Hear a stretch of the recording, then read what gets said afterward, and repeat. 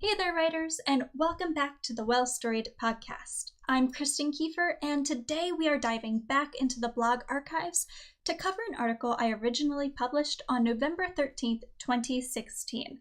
So quite a while ago. We are really diving back in here. All right, today's topic is one that I think is really important. To skip all of the prologue here, it's called 10 Hard Truths Every Writer Should Know. And as we're going to talk about, our writing lives aren't always easy. Sometimes there are some hard truths that we need to accept, some myths and misconceptions that we need to break down that may be hard to swallow at first, but that will actually make us better writers and help us better enjoy our writing lives in the long haul. So without any further ado, let's go talk about these hard truths. If you would like to read along as you listen into today's episode, make sure to head on over to well-storied.com/hardtruths. 10 hard truths every writer should know. Living the writing life isn't always easy. In a previous episode of the podcast, I shared 10 encouraging truths I believe every writer should know. Truths that help us banish writing doubts, find confidence in our skills and abilities, and stay motivated when writing gets tough. But they weren't all the truths I had to share. You see, sometimes we need a little tough love to push us forward. Today I have 10 hard truths to share with you. Truths that may not be so pleasant to hear, but must absolutely be heard all the same. I share these truths not to discourage you from writing, but to break down the misconceptions and false beliefs that may be holding you back from living your very best writing life. So let's get started, shall we? Truth number 1. There will always be parts of the writing process you don't enjoy. Writing a novel isn't always a magical traipse through your imagination. Sometimes it's a hard slog through the mud. Most writers are naturally inclined to enjoy some parts of the writing process over others. Pre-writing, drafting, revising plot and characters, editing prose.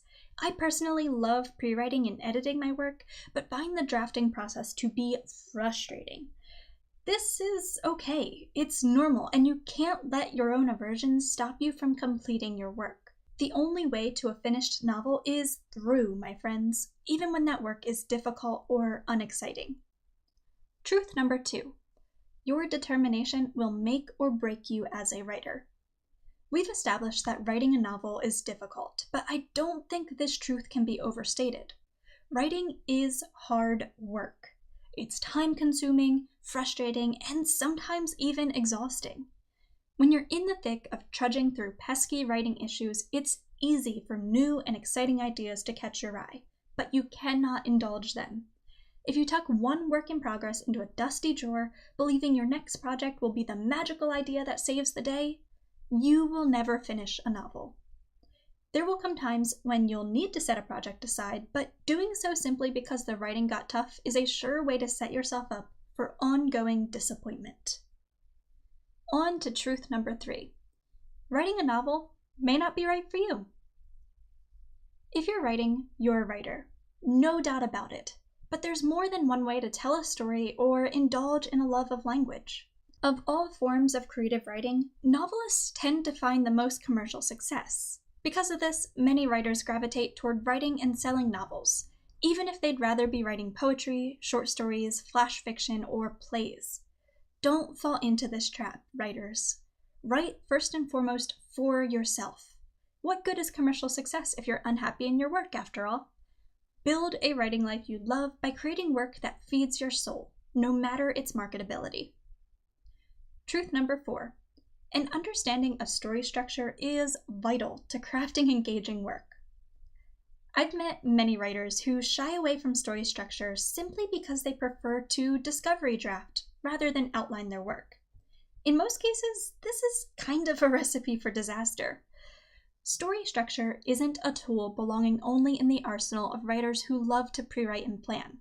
Story structure is an undercurrent that runs through all good stories, subtle and swift, pulling readers from one momentous moment to the next. Are there books that successfully eschew traditional story structures? Absolutely. However, I'd bet my bottom dollar that the authors of those books understood story structure before breaking from its ranks, and I believe you should as well. You don't have to alter your writing practices to accommodate structure. Simply draft and revise with a strong understanding of structure in mind, and you're sure to find success here.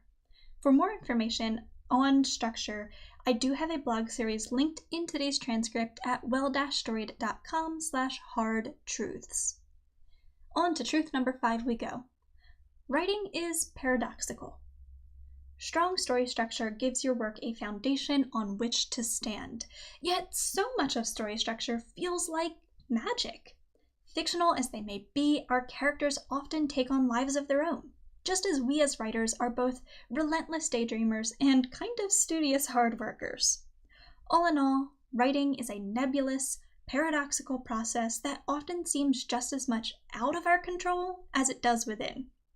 Naturally, explaining all of this to non-writers can be a bit of a wacky experience, which doesn't always make our lives easy.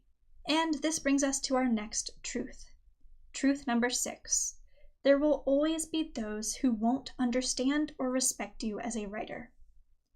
If everyone in your life loves and respects your writing, you are a lucky writer indeed.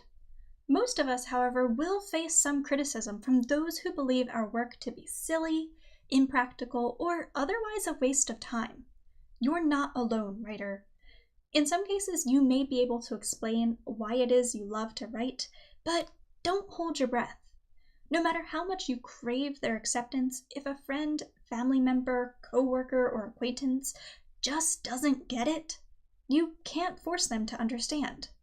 You can, however, do what you love in spite of their rejection. And if you're looking for a little support and encouragement as you journey through this writing life, come find your home in the online writing community instead. I currently run 2 communities with well-storied, one on Facebook and one on Twitter, and you can check both of those out at well-storied.com/community. Now on to truth number 7. You will face criticism. You absolutely cannot write a book that every reader will love or even like. In fact, here are a few things that are almost certain to happen when you publish. 1. Your book will receive a 1-star rating, probably many. 2. It will also receive a nasty, gut-wrenching review, again, probably many. 3. A horrible email or 2 in your inbox? Check. 4. Getting trolled on Twitter? Also check. 5. At some point, somebody will probably call your book trash. And number 6, in fact, somebody will probably call you trash. In all honesty, most of these items aren't proper criticism. Good criticism points out areas of a work that could be strengthened, as well as praising the areas where it excels. You will receive this type of criticism in your writing life as well. See it for what it is, the opportunity for growth, and you cannot go wrong. Truth number 8. You're unlikely to become a full-time author. This is one tough truth that's hard to swallow, so let me preface it by saying that you shouldn't allow this truth to keep you from trying. I know I'm not.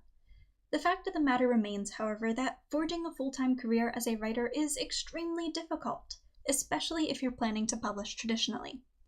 In any case, many published writers still hold day jobs or work part-time, simply because it takes a backlog of multiple published books to truly begin seeing a profit that can be relied upon to pay life's many expenses.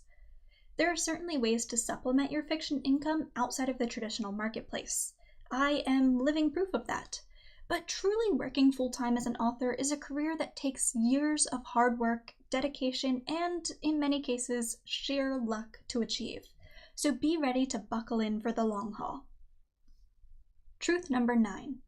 You will have to market your own book, no matter which publishing route you choose. Most of us shy away from words like sales funnels, branding, lead-ins, and marketing. Even if you're genuinely excited about the product you're selling, advertising can feel forced and uncomfortable if you aren't confident in your abilities, not to mention how time-consuming the process can be. For this reason, many writers decide to publish traditionally, thinking their one-day publishing house will do all of their books' marketing for them. Unfortunately, this just isn't the case. In most cases, only when a writer has been tested and proven to be a commercial success will publishing houses begin to throw money behind their book's marketing. In the meantime, it's up to the author to help their book find homes with happy readers. For this reason, I encourage you to both deeply consider which publishing option, traditional or self-publishing, is truly right for you, as well as how you'll go about marketing your book when it's published. The process does not have to be as hard as you think. For more links and for more information on both of these topics, make sure to head on over to today's transcript at well-storied.com/hardtruths. And finally, truth number 10. There will always be better writers than you.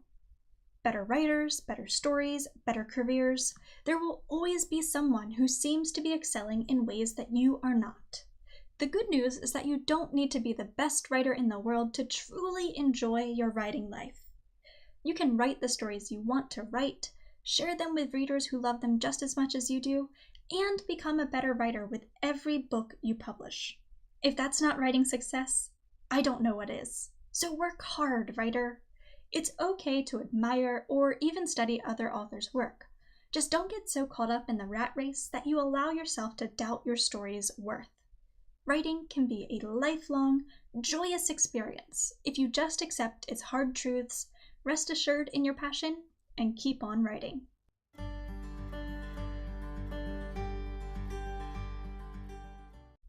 The truths I shared today may be sobering, but I hope you didn't find them defeating, writer. There's so much joy to be had in your writing life now that we've conquered a few pesky myths and misconceptions. If you need a boost, however, make sure to check out our older podcast episode on encouraging writing truths.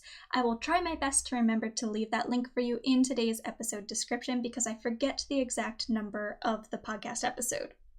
With that said, thank you all so much for listening in today. As always, if you can give the podcast a quick rating, review, or a like, simply depending on where you're listening in from, that would be a huge help. It really goes a long way towards helping the podcast grow, so thank you for that. And also, if you'd like to help support the podcast monetarily, you can come on over to patreon.com/well-storied, where you can pledge as little as $1 a month to help the podcast, again, continue to grow and thrive. And friends, thank you all so much for listening in today. That's all I have for you, and I cannot wait to chat with you again soon. I'll see you next time. Bye.